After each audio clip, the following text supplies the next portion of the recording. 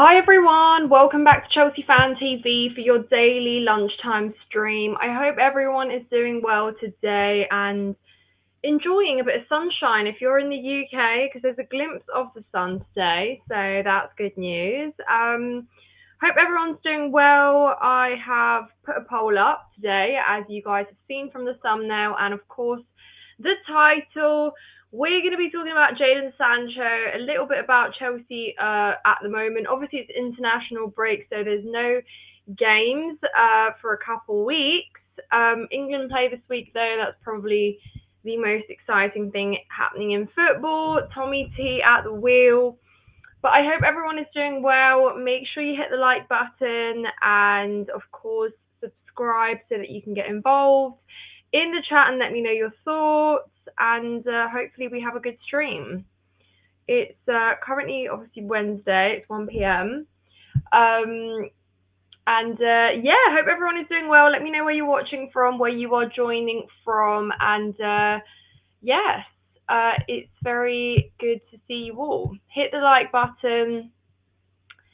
Hello, Shavendra says Chelsea has 31st. I can't even read. Good start to the stream.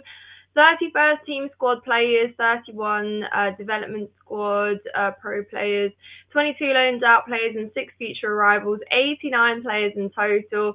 I don't see 75% of them having a future at Chelsea. Straight in there with the difficult truth. Yeah, that's pretty accurate. It seems we have quite a data-driven approach in terms of recruitment. So I don't know, yeah, okay, numbers, but I find it hard to believe that all of these players are going to have a future at Chelsea. Of course they're not. We know that some will be loaned out. It's hard to really be excited about incomings now, especially with like the recent kind of youngsters we've signed.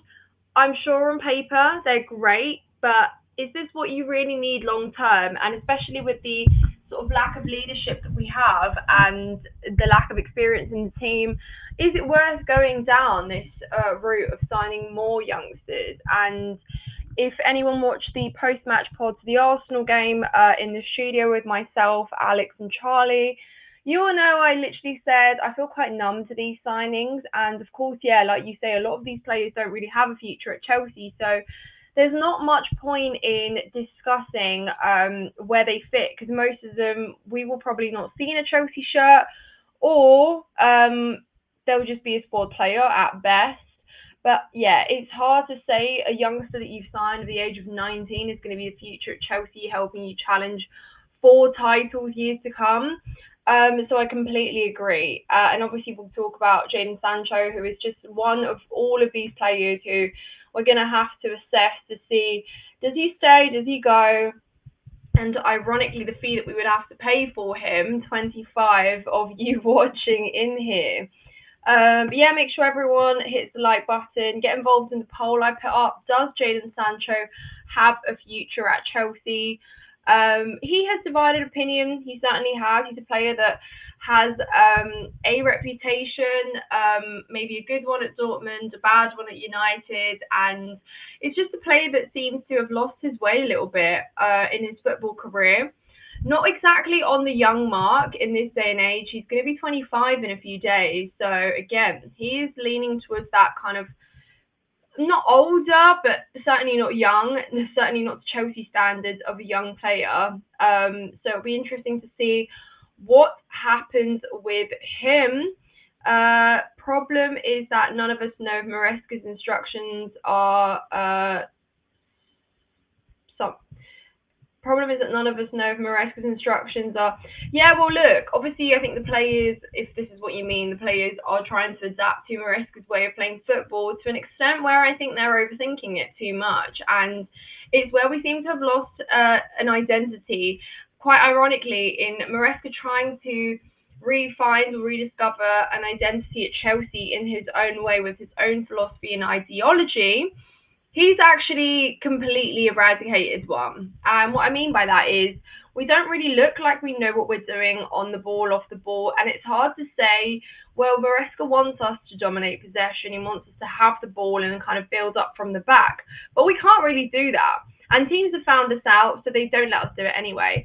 And you could see this Sunday against Arsenal where they pressed when we had the ball. Well, it just forced errors out of us, and yeah, we kind of just played into their hands that way. So I'm struggling to think what Maresca will change and do differently after the international break. And yeah, like what we see differently. So that's the thing. That's the problem we all have with Maresca right now, is that he's started to play this really stagnated football, and the players are really just overthinking it massively. They don't have the freedom that they did before at the start of the season, and it almost feels like once we started to play Maresca's way, that's where we actually started to fall flat and stop playing this exciting football. So in that sense, we've regressed. Big up to you, Jordan. I hope you're doing well. Sancho needs to go because the performance that he did against Arsenal, it was shocking. But you got to think about, he's played 23. He's got 23 appearances for Chelsea, and if he goes back to Man U, he will be a bench warmer. Yes, I find it hard to believe. If you guys visit Jadon Sancho, what would you prefer? Staying at Chelsea and maybe not having a bright future, maybe not getting as much game time, even though at the moment, obviously we have, sorry guys,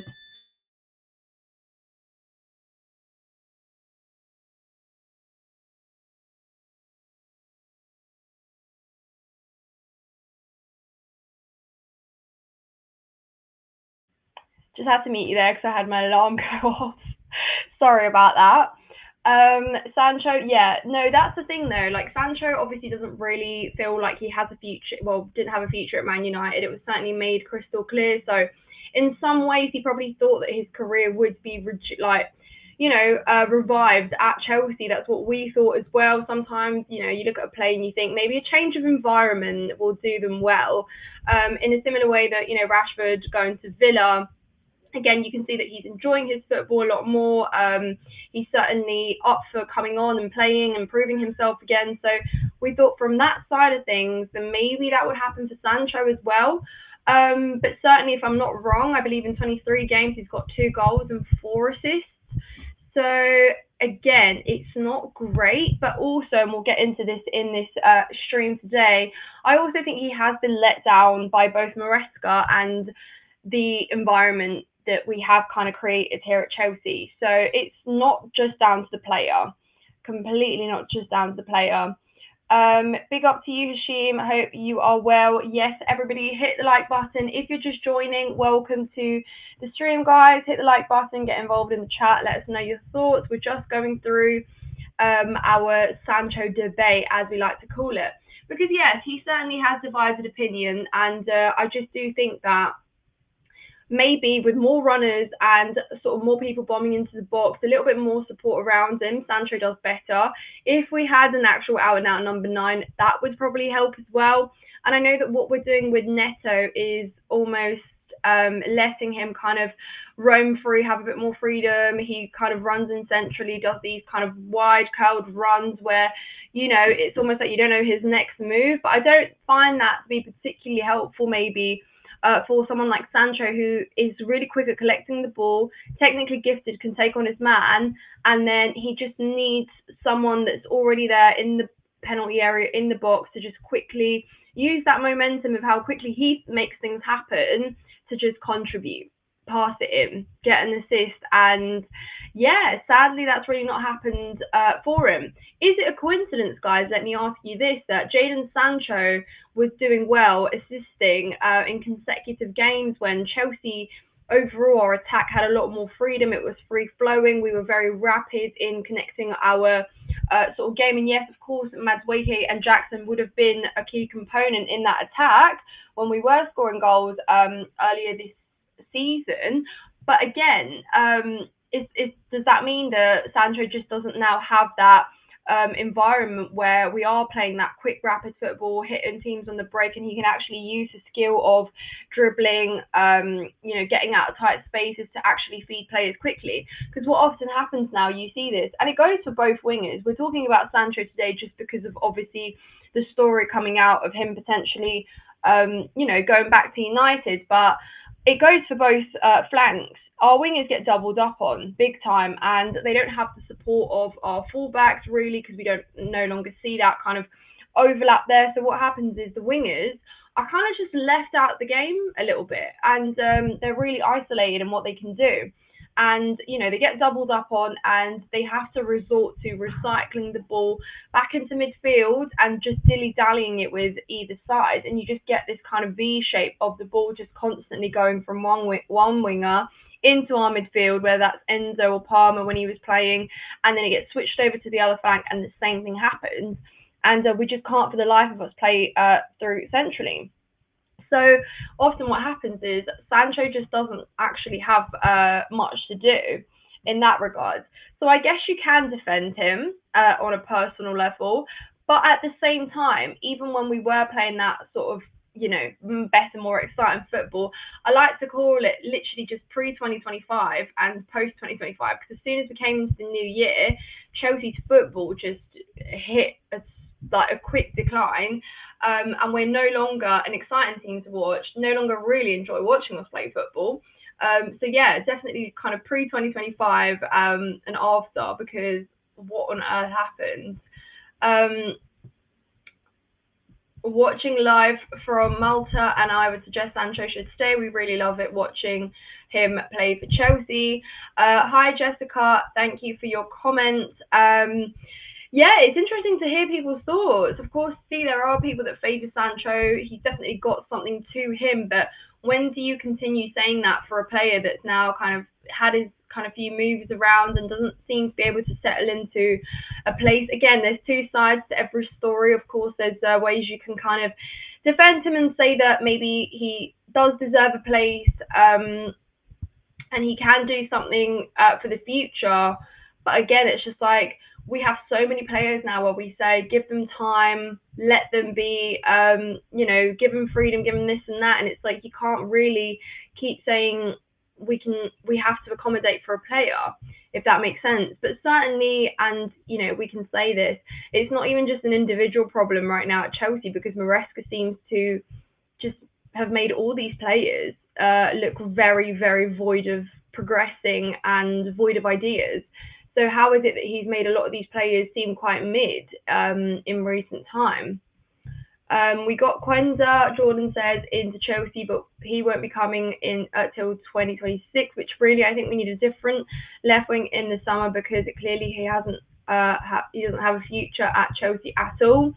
Yeah, again, I've become so numb to these incomings, guys, that I just don't actually really care, to be completely honest with you, in the nicest way possible. Until we have some experience and some leadership coming through in summer, I would just not take notice of all these kind of young, exciting players. And yes, don't get me wrong, Quenza seemed absolutely great. I'm not going to lie to you and say I've watched the comps. I haven't watched the comps. However, it does need balance, right? And this is the whole thing that we've talked about with the recruitment strategy, is that you can keep bringing in players, you can keep looking at the stats, you can keep looking at the data, but just really means nothing when it's not all clicking on the pitch at the same time. Do you play darts? I do, but I can't say I'm very good. But yes, and you're probably thinking, because of the darts board behind me, yes, do have a darts board. Malta supports you as always. Thank you very much. I feel like investing in new players like Quenza is sort of a gamble in football, because you never know whether they will be delivering the same performances in bigger leagues. Well, that's the story of our life, isn't it? That is literally Chelsea's story, because that's exactly what we've been doing, and it seems like we'll keep going down that route. And I just find it hard to believe that that's got the kind of present day success at the heart of these decisions, and it's not just about looking to make a profit of these players in the future. So I'm in two minds with these signings. Sancho has been poor lately, but for 25 mil, I would take him. Or do you think he will cause problems in the dressing room? Sancho doesn't strike me as a player to cause issues at the dressing room. I know a lot of United fans would tell us, oh, he's got an ego and he's got this and that, but actually, Sancho for me has been pretty selfless, in the sense that I actually needed him to be more selfish in games. Excuse me. Like, how many games we've seen him try and lay a ball off or make a pass, and it's like, sometimes Sancho, just take it upon yourself to shoot, because you've clearly got a shot on you. You know, we've seen it. He's come back. You know, we all remember that goal that he scored against Tottenham. It was great. But I think he just needs to do it more because Sancho, of course, ironically, a deadline day incoming as well, when obviously there were whispers about Osimhen and whether that would come through, and obviously it didn't come through. Another dream was sold. But Sancho, as in, was like Neto, I'd say, envisioned to be a goal scoring winger. And that was kind of the thought process behind it, maybe trying to alleviate the kind of what's the word, disappointment of not signing a striker who can, you know, get you the numbers. And sadly, we haven't had as many goals from our wingers as we have needed. So there's certainly that void there. But again, I don't think he'd be causing problems in the dressing room, really. However, I do think that you have to look at it from a side where how many wingers right now, especially at Chelsea, you could pretty much say the same thing for the other ones. You know, it's not like Sancho stands out as the whole rotten apple. Yes, he certainly hasn't been delivering to expectations, but at the same time, all of our players haven't. Like, I need more goals from Neto. Do you know what I mean? I need more assists. I need more happening from him. That doesn't mean he's a bad winger. I certainly think Neto should stay. He brings a lot to the team. You've got a lot of youngsters now, and you know, obviously you've got George, who's a bench option there. You know, you've got players like Esteval coming in, and there's certainly players that are going to be competing. Madueke, obviously, when he comes back. So it's not like Sancho has been so terrible compared to these players, but it certainly hasn't hit the expectations that we needed him to. However, I do think, and I believe that the way Maresca has had us playing has really just limited our wingers' game massively.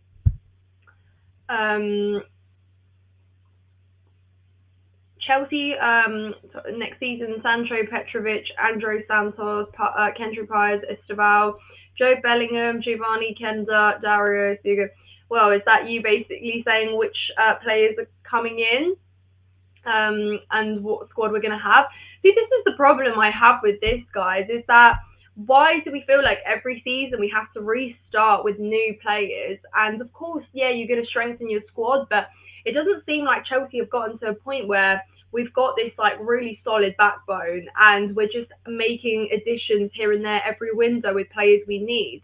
Like, for the longest time, we keep saying we need a very good goalkeeper. We need like a leader, a great solid centre back that can tie everyone in. Like, we need a striker. Like, all of these positions that we say, like a winger, all of these positions that we keep kind of bringing into every single window.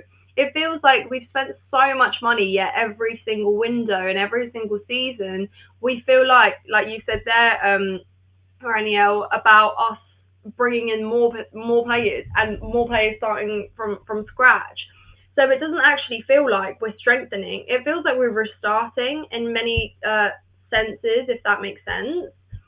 That made no sense, actually, but it feels like we're restarting every season as opposed to strengthening. That's the point I'm trying to make, because there's still too many hot and cold players. There's still many players, and I'm sure if I asked you guys all in the chat about different players staying or going, you'd probably give me different opinions. Yeah, some we may agree on that should move on and, you know, don't really have a future at Chelsea, but more or less we'd still be quite hot and cold on our opinions, and players just are still, sadly, there's too many what ifs and there's too many give times, and it's like, when does that stop? When do we say we actually need players who are going to be delivering, performing game in, game out?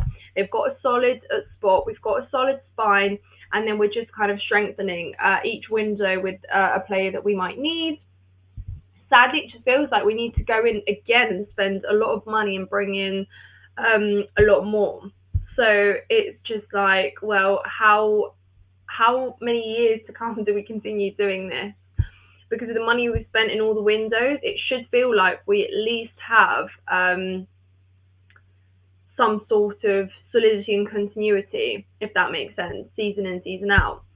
Abel says could be using Kunku in the 10 and maybe a back 3 or 5 with Kuku, more in the attacking left wing back, left back role, and play transitional football. Look, I love the fact that we're offering suggestions now week in, week out to Enzo Maresca on how we could play and perhaps how we should change the style. I don't know if it's funny or it's sad more than anything, but Maresca certainly should be looking to change something. We like what we're doing right now is predictable. We've been found out, and I would say that's a good suggestion. But the only problem I have with it is that I don't trust Nkunku in the 10. And we talk about this, and we've had conversations here on Chelsea Fan TV. Like Alex and I, for example, were saying that he thinks, like you, Abel, that we could try Nkunku in the 10, play Palmer maybe on the right. Obviously, that's where he had his emphatic, amazing season last year. On the right, he was scoring goals, bringing so much to the team. However, doing that, I think you're weakening that number 10 role. Because, yeah, of course, Palmer can do that. However, the problem I have with that is I don't trust anyone as much as I trust Cole Palmer in the 10 in terms of ball retention, keeping the ball forward. And yes, okay, he's instructed to keep sending it out to each wing. However, we keep possession. Do you know what I mean? And what I worry about with Nkunku is he gets overturned quite easily, and that could be an issue. And surprise, surprise, everyone! Look Hello. who's here. Hello, Alex. How are you? I'm good. I'm very well. What have I missed? What have you missed? We're just having a discussion about Jadon Sancho's future, whether that's Maresca's fault that he's not adapted to the system as well as he has, or whether he actually just maybe has shown his best and there's nothing really more that Sancho can give. We're also talking about next season and kind of the transfers. There's obviously a lot of youngsters that are coming in, but it feels like I was saying to everyone, we just keep kind of restarting rather than strengthening. We keep restarting with like a new group of players and a new kind of way of playing. But yeah, what are your thoughts on Sancho, Alex? Because we haven't really talked about Sancho too much. Well, I pretty much agree with what Charlie said. I think not as much, not in the sense that I paid 10 million to get rid of him, but I can understand why Sancho wouldn't be a part of this Chelsea side in the future. I can appreciate why that is. Is there some wind in the background? It's my laptop flying away. Let me mute. That's all right. When it sounds like it's about to take off? I was like, is the window open or something? No, it's all good. Yeah, so I think that, I like Sancho, but I do think he's got to do more. And even I it's gone under the radar from a lot of fans, myself included, until the past couple of games, where it's really become evident that this guy is clearly, he's had a good time. I mean, I don't want to compare him to Dele Alli, but it's a bit like Dele Alli in the sense that, a new manager comes, goes to a new, he's got a bit of a nice start and then just dries up from there. And that you're not going to really pick up. It never picked up at United. And, I don't think it's really going to pick up at Chelsea, especially if he's isolated as much as we've spoken about on the wing. And I'm a big fan of overlapping fullbacks. I think that's actually one of the foundations that's won Chelsea so many titles in recent years. We won the Premier League with fullbacks going up with Alonso and Victor Moses. And then we won the Champions League with fullbacks as well. So, and that was Chilwell and Reece James. So, for people to criticize Sancho, you absolutely are right. He can do a lot better, but he is not being put in a position to thrive. It's a bit of both, really, because we know that he needs to be in a possession-orientated system. He's a player who obviously plays better on the ball than off the ball. He's not good defensively, but he is not a serial dribbler. He's not a goal scorer. He's not a shooter. He's a creator. And he's a player who links up in tight areas. We saw it against Bournemouth. We scored a lovely goal when Nkunku come on. Sancho was a big part of that. And, teams then, from sort of the Brentford game at home, which I think we still won 1-0, they just started sitting back, and we've struggled ever since then, really. We've still got results in some of those games, but it hasn't been that free-flowing football that we saw towards the beginning of the season. We don't really counter-attack, so it's not like you could say, right, at least give it a crack in that sense. We have the ball, we hold on to the ball, and the wingers are there on their own. So you're either going to do something or you're not. And if you're Mudryk or Neto and you've got that burst of pace, maybe you can get away with it a little bit more. Otherwise, unless you're extremely intricate and you fancy dribbling past 2 or 3 players, it's going to be difficult. Well, it's interesting you mentioned because I agree that it is a bit of both. Do you think, and I don't understand this about Maresca, like why he is so against playing overlapping fullbacks? Is it that we don't have the players for it? Because obviously we know that Reece James maybe can't play that way anymore because he doesn't have the pace for it. He's, had chronic injuries. It's sadly just how it's been. You can't do anything about it. But is it that, or is Maresca just so stubborn about playing his own way and inserting his kind of footprint that he doesn't want to budge? Because he needs to budge. We need to change something. Yeah, well, he's not going to change anything. He's not going to change anything, and that's why I'm a little bit sick and tired of him, as a lot of people already know. Tell us how it went this morning on breakfast. Oh, you saw that? You saw that? I saw that. Well, Alex, we've done our kind of weekly segments on Tuesdays and Wednesdays, showing through your clips on breakfast. Have you got it? If you want. Have a look at it? Sure. Go on, if we have to, show the people. Well, I honestly didn't think it was going to be that negative. And to be fair, it wasn't a really negative conversation. But I don't know what they expect me to say when they ask me about Chelsea and why we're not scoring goals and we miss Jackson. It's like, yeah, we do miss Jackson. Like, I totally appreciate it, but there are other players. Like, it's not just Chelsea isn't Jackson. Other players need to perform, and if they're not performing, does that not tell you that maybe the system they're playing in is clearly not working? And it's not. I got it here. Right, let me. So let's share our screen. Goodness, we always do like a little reaction. We did our Chelsea anniversary reaction as well, didn't we? Can everyone see my screen? Yeah. Yep. Come on then. Any doubt, they're really important. Now, I'm going to bring in immediately the host of Chelsea Fan TV. That's Alex Harris. Alex, good morning to you. Thanks for joining us. How are you this morning? Good morning, Alex. Good morning. How's it going, guys? It's going really well, Alex. Now, I've got a question for you. Cole Palmer missing out the team is an obvious one, right? But if somebody had said to me 6 weeks ago that Chelsea would really miss Nicholas Jackson, I would have maybe questioned that. However, I think it's really evident they are. I think we're missing a lot. I think you're right. Jackson is obviously a key part of the team. He's a key player. But we've been playing poor football for a couple of months now. So, I mean, you can't just put it down to him. We don't have Mark Guiu either. So when you look at it, we don't have an out-and-out striker. I think Neto's filled in quite nicely, to be honest with you, even though it didn't look like it against Arsenal. But that's the best that we have at the moment. But also, for me, you've got to look at everything. I'm not a fan of Maresca. I'm not a big fan of what he's doing. I think that the more I think about it, the more people spoke about how well he was doing at the beginning of the season. I think, was he just riding that wave from last season that Poch actually built? And then as soon as he actually started to implement his own system, and he has one or two injuries, it capitulates. I just think that people are making too many excuses for this manager. I appreciate he's having a tough time in terms of not having a striker. That's fair.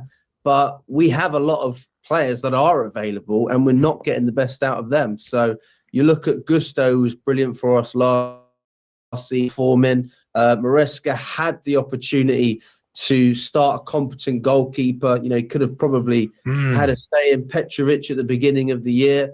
He wanted him to go to Strasbourg. We look at Felix. We look at Vega. I don't think that those are decisions that get made without a thumbs up from the manager. So I think he's just as much a culprit as anyone. Although I can appreciate he doesn't have a striker, he still needs to get more out of this team. Yeah, I think as well, Alex, for me with Chelsea, I mean, it was only a couple of months ago we were talking about, they're in a title race. And you look at the table now, and, they're 21 points behind Liverpool. And I feel like the form has not been good enough. Players aren't stepping up. Other players, when Palmer's going through a little barren spell, Neto, for me, needs to do more. Maduiki's been very good when he's been fit. And Kunku's got to do more. I just feel like certain players aren't lifting their game. It frustrates me as well when people talk about Nkunku. By the way, Nkunku, he hasn't put effort in recently. Everyone's aware of it. Yeah. He doesn't want to be at Chelsea. Why would he? He's been frozen out by the manager. This is a perfect example of Nkunku. We speak about a lack of goals within the team. And I think if you're a good manager, you can get the best out of players, even if they're not your number one. Yep. You know, Jackson's out, Guiu's out, right. Who can you lean on to score goals? And Nkunku was brought in as one of the best players in his position in world football. He was a top scorer in the Bundesliga. And now people are saying that he's useless and that he can't play. Do people forget that when he started against Man City on the opening day, he was played as a winger. Maresca has no idea how to get the best out of Nkunku. He's never played him as a 10, which is Nkunku's best position. And when he was playing in his natural, well, even as a striker in the Conference League, he was scoring goals. It was only when he started getting dropped consistently week in, week out, and then told by the club that we're going to try and sell you anyway, that his level and his form dropped. So I have sympathy for Nkunku, to be honest with you, although as a Chelsea fan, it pains me to say when I see him on the pitch like I did against Arsenal, and you think, oh, is he going to press? Obviously not. He's not fighting for this team. He's not fighting for this manager. And I wouldn't want to fight for this manager either, because he doesn't inspire anything from the fan base. You know, he doesn't inspire any sort of confidence or leadership. Alex. Active. Yeah, go on, Ali. I'm going to have to fire some positivity into you, Paul. Come on. Maresca has come out and said that they're going to finish, a great chance of finishing fourth. Surely if he can you know what Moises Caicedo said? Caicedo said we were better than Arsenal because they've been together for 7 years. I mean, it's delusion. It's delusion, Ali. The football, look, it's not the worst thing I've ever seen in the world. We played some good football this season, but even you could admit, over the past couple of months, if you've been able to watch any of the games I have done, without falling asleep, then you have my respect. Alex, we're going to have you back on 100%. When you clinch that fourth place, mate. And you'll be having a massive bit of humble pie, my pal. Listen, thanks for taking the time to join us. You have a great day. Talk Sport. Ray, there he is, speaking the hard truth, answering. To be fair, you said something really, really accurate, and I don't think many Chelsea fans can disagree with that. The fact that, you know, once we started playing Maresca's way, our football got boring, didn't it? Like, periods. I'm sorry, but it's the fact that when we started off at the start of the season, everyone was really keen to just, you know, get stuck in, get cracking, play their football, show the manager, show the club, show the fans what they can do after, and again, another dull season following an even worse one. So it just kind of seemed like everyone was off that kind of fresh, new, you know, once something is new and you get into it, and then once it's, you know, once you adapt to the manager's way of playing and you play possession-based football without actually doing anything with that possession, it just leads to nothing. And that you lose the fans, and sorry, I'm out of focus. You lose the fans that way. You lose trust in what the direction is. What is this ideology that Maresca's trying to instill? And you know, Leicester fans warned us at some point in the season. He does hit a point where he doesn't change things. Things need changing. He doesn't change them. He sticks very much to what's working. So actually, you kind of look back at a lot of the comments he made in some of the press conferences, and, you know, obviously the famous "we're ahead of schedule." Well, God, blind me, we were way ahead of schedule, Alex, because, you know, we never actually were expected to play that football at the start, or at least he didn't. But, you know, that was probably a credit to the players more than anything, and just how they were so up for it, because you could see the energy across the whole pitch and everyone kind of working hard for each other. And it's just not the same anymore. And at least last year, like, I mean, this has become more of a manager thing now than actually talking about the players, but at least we turned up in some of the big games and were keen to play football. Like, why has that gone out the window? Because we're trying so hard to play Maresca's way and not stray away from anything that he's instructed the players to do, that we're just, you know, not actually believing in our own football. We're not actually believing in ourselves, and obviously the personnel as well isn't quite there. But why? Like, I don't understand. If that's how it continues to be, then where is inspiration going to come from again? Well, it's not going to come from him. That's the way I see it. It's not going to come from Maresca. I mean, anyone who says they're inspired by Maresca, inspired by what? Like, where's that inspiration coming from? Shravinda says I'm being toxic and negative. I think that's sarcastic. But how can you look at it any other way? And I've said to Lewis, I want to do a video with him, and it's not even to debate Poch. In fairness, it's not to debate Pochettino, but from the from the perspective of looking at last season with Poch and what we have now, it's just two different worlds. Like, we've got one manager who, listen, he went guns blazing. He said, we're either going to win or we're going to lose hard. There wasn't really much of an in-between. And you know what? I don't mind that. I really don't mind that. As a fan, I want to be entertained, first of all. And then if you see your team win, then that is a massive bonus. Now, I've had this debate with Charlie as well, saying entertainment is secondary. It's not. Entertainment is actually the number one priority for match-going fans. That's why you'll still see a lot of match-going fans after we lose games, but we give it a good go or draw games. You're still okay with it, because the 4-4 against Man City, you telling me that wasn't worth paying for? Would you rather watch a 1-0 against Southampton or a 1-0 against Leicester? Or I would say City. We lost 2-0 in that game at home. So, of course, results matter. Of course they do.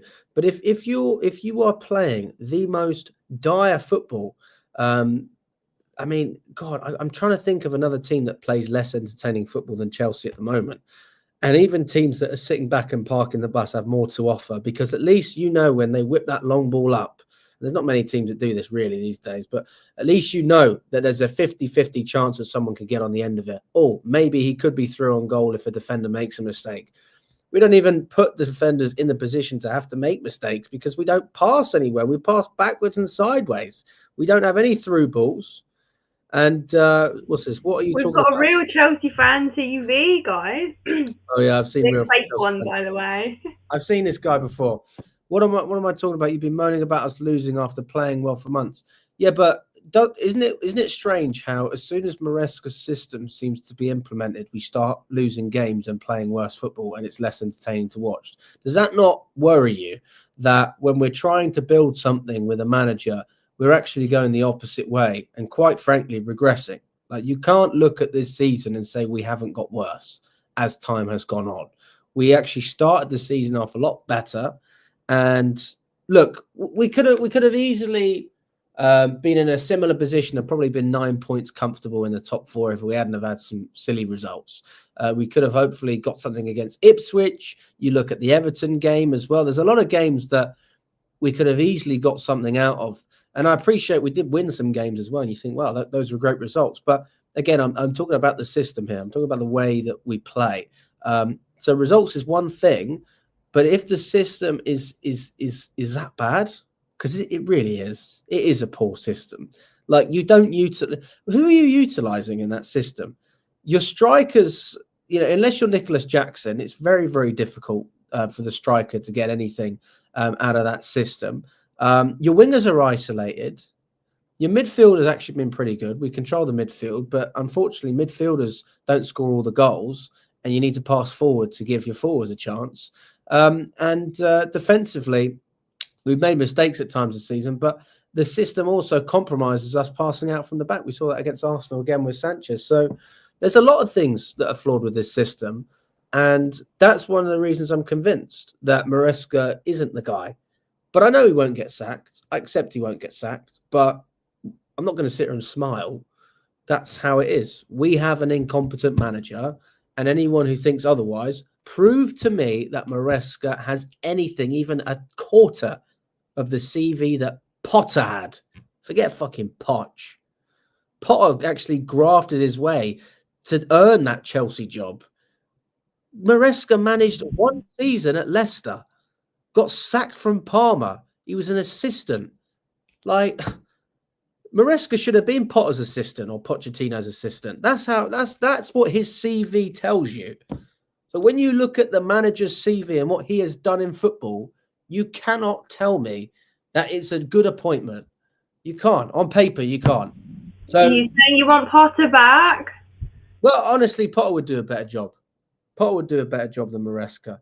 He really would, because at least I know the football was still quite boring under Potter, but he had a much worse situation to deal with. We've got real stability compared to what we had 2 years ago, by a long stretch.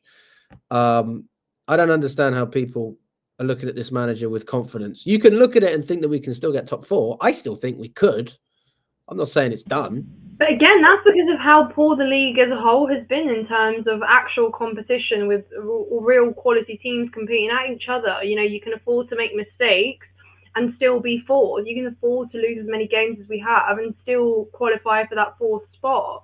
And that's an issue. Like, don't get us wrong, we're just trying to raise the standards again here. You know, we've recruited enough quality, spent enough money to be able to demand watching good football from talented players that we've recruited. So that's the whole theory we have behind it. Of course, sadly, we pushed ourselves into a spot where we didn't win in games that were winnable on paper, and that meant that results were more important than actual performances. But at the same time, you still need to play good football. We still want to play good football. Like you said, as matchday going fans, it's what drives you. You enjoy the game, the atmosphere gets better, you see good moments, you see good chances. But when you watch things that are so dull, it just kind of internalizes this mediocrity that you're watching on the pitch, and that's what we're trying to get away from. Yeah, and I read another comment which says, you think your system would do better than 4th. I don't have a system, first of all. But if you're talking about a better system, then my response would be quite simple. You say that as if we're comfortably in 4th. We're on 49 points. Bournemouth are on 44 points. Okay. At this point, we could drop points in 2 games and be in 9th. Okay. So excuse me for being a little bit concerned about our team. Then you look at the fixtures and you say, where do we get the wins from? Circumstance is also a big part of this, because you have to look at where other teams are. What are they fighting for? Now you've got Tottenham that we should beat comfortably, but you have to remember they're desperate as well, right? These are 2 managers under a lot of pressure now. Postecoglou more so than Maresca. Does that mean anything? But I still think we get 3 points.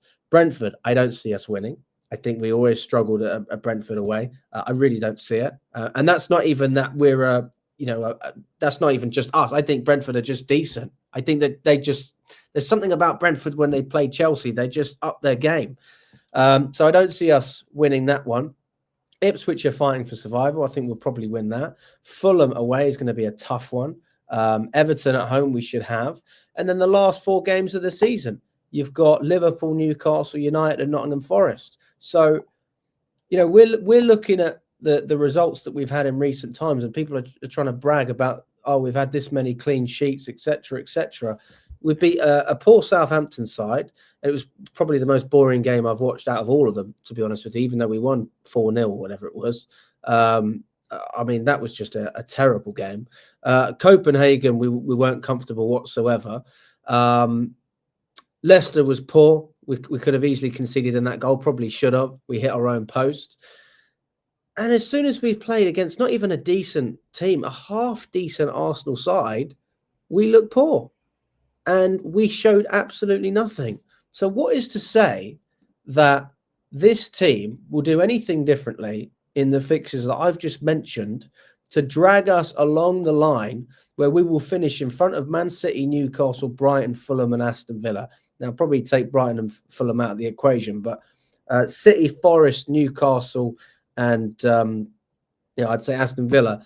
Like, if I was a Villa fan, I'd still be confident that I can finish in a European space. I'm not going to say Champions League, but maybe Europa League as well. As a Chelsea fan, I'm not sitting here saying, oh, yeah, we've got this. It's in our hands, because we're not changing anything. We're doing the same things and it's not working. So what is the definition of insanity? It's doing the same thing over and over again, hoping for a different result. You're not going to get a different result unless you change something, and we're not going to do it. So, listen, I'm all for getting top 4. Ali said top 4 and talks, but I was thinking, God, I'll just take 5th. I'm all for that, but you've got to look at it realistically. You're thinking that Chelsea have enough to scramble X amount of points. What if City don't drop any more points? What if Newcastle go on a run? It's done. Full stop. It's done. So it's not just about us. It's about other teams as well. and we don't have the momentum. We are going uphill. We are walking on ice uphill. Every time we take a step forward, we seem to just slip right back down. And it doesn't look like it on the table, but in 3 games, again, drop points in any of those games and you're already having an uncomfortable conversation, because I don't see other teams slipping up as much as we do. Well, that's cheery. No, it's true. It's true, because you need to adapt your tactics, and that's one thing that I actually praised Maresca. Well, I thought I was praising Maresca for at the start of the season. Is he was doing that, wasn't he? He really, really was, because at least we could see some changes from game in, game out. We were actually adapting to our opponent's game as well. So that's also what I'm confused about, because was that not Maresca's doing? Say again, sorry? Like, you know, when we were talking and praising Maresca for his ability to adapt from game in, game out when we were winning games, because we were kind of making these subtle tweaks in game to sort of, you know, to outsmart or outclass our opponents. So was that not down to Maresca? I just, the best way I could describe it in hindsight is looking at it like a honeymoon period in a relationship. As soon as you start dating, things are nice. And then a player gets injured and another player gets injured. And then gradually it just goes downhill. You know, that's what we've seen. That's a very terrible analogy, Alex. You can still be in a honeymoon period way into a relationship. Of course you can, Nina. Of course you can. And I'm absolutely in a honeymoon period. Of course I am. Even though I'm 2 years in. 25th of March. That's my anniversary. So hey, I'm 7 in, and I'm still in a honeymoon period. There you go. There you go. But no, I'm not necessarily referencing my relationship. I'm just saying as a general thing, right? That's a different analogy. Yeah, let's just throw that out the window. The point is that Maresca did well when nothing was going wrong. As soon as things started to go wrong, he couldn't handle it. He can't handle it, as far as I'm seeing right now. We have a couple of bad results. Okay, fine. Show us something. What's your response? Lewis, I sent you the message. Bring me the money. Bring me the money. But I'm not going to lie, Lewis. He can't wait. He can't wait. I'd like to have this debate. I'm happy to have this debate. But I haven't written off Champions League. I haven't written it off. I just think the manager's a clown. That's going to be some box office. I think he's a clown. Lewis, we've got to go outside Stamford Bridge again like last time. But I know that we're not going to sack him. I know we won't. But that's fine. You know, I'll still complain. You can't watch this kind of football and be satisfied. I'm sorry. And Pochettino's brand of football was much better than this crap. Let's be honest, it's way better. But there you go. There you go. All right, Lewis, it's done. It's done. Yeah. Do you have anything to say, Nina? No, we got to absolutely set this up somewhere, like proper. Get the popcorn out, make it a live viewing experience. What does this mean? What does this mean? Hang on, here we go. Yes, the worst offensive record in Chelsea history was so much better. That's actually such a good point, Alex. What do you have to respond to that? Maresca has the best record of sending me to sleep during a game. That's my response to that. Prem Talk says, you, Alex, are fascinated by names, but not quality of player or coach. Well, we don't have much quality at the moment. So, I mean, what am I fascinated by? I'm not seeing it at Chelsea. But there you go. I mean, listen, but it's fine. You know, we're run by people who don't know how to run a football club, and they don't care about football. And the people that they employ are not specifically there for footballing reasons. They're there to generate profit and find these little assets that they can sell on, and that's fine. And then you've got a manager, the only one that would be willing to take the job, obviously a championship manager. We couldn't get any Premier League managers. I think even Thomas Frank would have probably turned us down, to be honest with you. No, I'm only joking. But no, I mean, I don't know what you mean by that. Lil Tsunemi says Maresca out. Are we talking about Jadon Sancho now? What is he offering that Tyreek George couldn't? Alex, and apologies, Nina. But it wouldn't surprise me if Jadon Sancho currently picks his form up, either get another move or stay, then level out. I mean, I agree. I think Tyreek George should absolutely be starting right now. I mean, do you agree with that, Nina? That's the thing, though. It's like at the moment, all of our wingers pretty much bring the same thing because we don't have actual goal-scoring wingers. So they can all kind of do the odd trick and flick. They can maybe take on their man and maybe get a cross off, but then that's about it. So it depends on what you're looking for. Does Tyreek George get better numbers than Jadon Sancho right now if he plays more? I don't know. I think there's an argument. But what are you basing that on? Because he's had some great cameos, of course, but it's I base it on individual skill, individual brilliance. So you think individually he's better than Jadon Sancho? No, I think that individually he would do more at this moment. So would you start Tyreek George then now for the remainder of the season over Sancho? I'd start George against Tottenham. I'd probably play him again against Brentford. I'd start Sancho against Warsaw in the Conference League.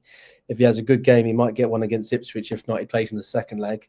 And if Sancho picks up form, then you've got a bit of competition. Otherwise, I think at least for the next 2 or 3 games, then George, there's definitely an argument for him to start. And I think Sancho just needs to be on the bench, really. Like, I don't see why you reward a player with minutes that isn't contributing.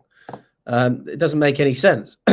So, I mean, it's a pretty standard approach for any team that want to have a form of competition within their ranks.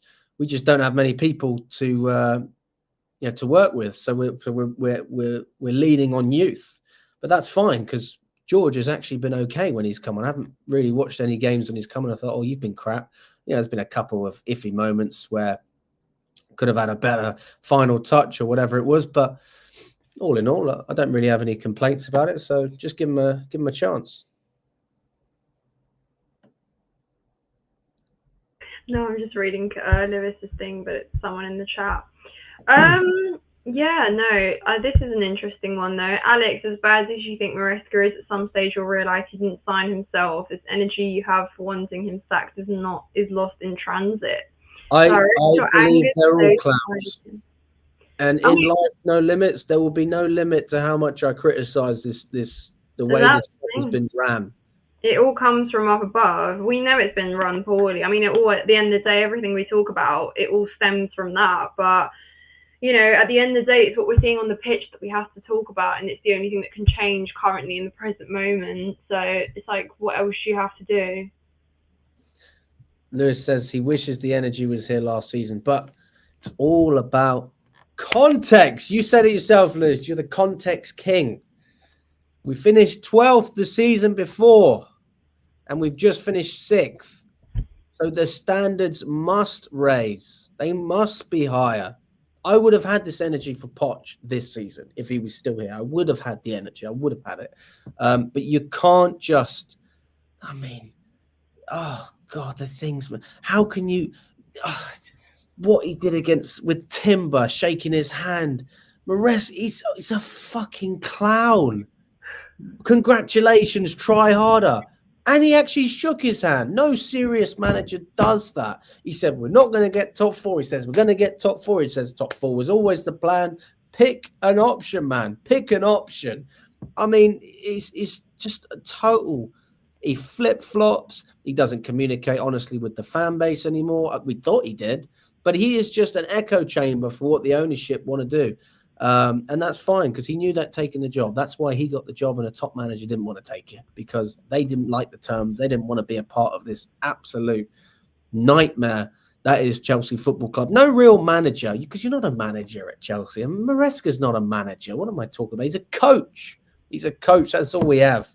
We have coaches who maybe have an opinion, but it doesn't mean anything. If Maresca wanted to keep Nkunku, they'd probably still sell him. The club don't care what he has to say. And the football is tragic as well. But I mean, there's a number of aspects. You've got to look at the individuals, Nina. Like, how many individuals would you say have really leveled up from last season? I mean, Enzo and Caicedo, but again, that's just testament to them developing, I think. And, the talent is there in the beginning anyway. The potential is there. It's just, developing, getting more comfortable, which they both have. and Caicedo's improved massively. But again, is that down to the manager? I don't think so. I think that's talent is there to begin with. Yeah, of course the environment's better. They've gotten used to each other, but who else? Jackson's got better numbers. Well, Jackson improved under Poch. But Jackson, So I did guess with Jackson, it's more of like a time thing again as well. Like Caicedo had a rocky start, but he got better and better and better. That is progression. It's improvement. It's all improvement. Yeah. And again, yeah, true Cucurella, people saying in the chat, Cucurella again though, same thing, developing, but is that down to Maresca? No. Don't think so. But yeah, no, it's more of a team thing though, because obviously individuals, like with time, yeah, they'll improve, they'll get better, but it's about putting them together, right, and making them a cohesive team, like a collective that can play together and accomplish collective performances. Because for too much time we've had individual brilliance and this and that, and certain players stepping up in different games, different players being hot and cold. But yeah, I think that it's more of a mission to get these players all playing as a collective. Well, I think they are a collective. They're collectively rubbish because they play in a rubbish system. I mean, that's the thing. We need to let our players be individuals within a system, but we're not allowing them to do that. That's the problem I have. But there you go. That's my opinion. Big up to Rich as well. Thanks for the super chat, mate. What's the best Chelsea 11? God, I don't think we've got enough time for that. But I'll go quick. Lampard, Terry. We've got to go from the defence. I can't keep up. Petr Check. Cole. Cole. Yeah, go on. Terry. Carvalho. Oh, actually, no, Silva. I'd make an argument for Silva, yeah. Terry Silva. Right back. At his best, James. Really? At his best. At his best. It wasn't a long time, but it was a good time. Otherwise, I'd say Ivanovic. Who would you say? I mean, we haven't. Right backs have been a tough position for us generally, historically. Dave? Aspie? Does Aspie get a shout? Did he get shortlisted? Maybe. I'd probably give it to. I mean, if I had to pick one off the top of my head, I'd probably pick Ivanovic. To be fair, Rant, Ivanovic. I think Reece James was better. Okay, midfield. Kante. Lampard. So what are we doing? 4-2-3-1. Yeah. Zola in the 10. Makalele's got to make the team. Not ahead of Kante. Not ahead of Kante. Can we try to put both of them in? Wait, what formation are we going? 4-2-3-1. You got two holding. You got two. I put Lampard as a holding. A little bit more. Okay. Zola in the 10. Zola, of course. Yeah. Hazard on the left. Yeah. Pogba up front. Who do we have on the right? Who do we have on the right? My mind's just gone blank. Wait, we got Zola, we've got Drogba. Who did we put on the left? Who's playing on the left? Hazard. Eden Hazard. And who should we put on the right? We've gone a weird formation. We could have easily gotten another midfielder. You could do a 4-3-3 if you want. If you did a 4-3-3, then you could get Makalele in there. And then you could have Zola, Hazard, Drogba. Yeah, that would work. Yeah. Robin, people are saying as well. Yeah, Robin. Yeah, Robin could be in there. I saw Chelsea put out, is that based off Chelsea's, they did like a thing, I think yesterday it came out where they asked fans to pick their best. Is it still out? Is it still best there? 11. I don't know, I saw it. I think Father sent it in the group chat yesterday, but I had just a brief look. Well, yeah. I'll do it on tomorrow's show if it's still going. You can make a whole thing out of it, to be honest. You must have like a week or something, right? They can't. Yeah. So I'll do it on tomorrow's show or something like that. Shrinda says, Joe Cole's a good shout as well, actually. Joe Cole. Carvalho, Zola. Yeah, it's a good one. It's a nice one. Beautiful squad. Very nice. Well, there you go, guys. So that's the That was really depressing to go from talking about our current squad to going to the all-time best 11. But here you go. No, it's all good. It's all good.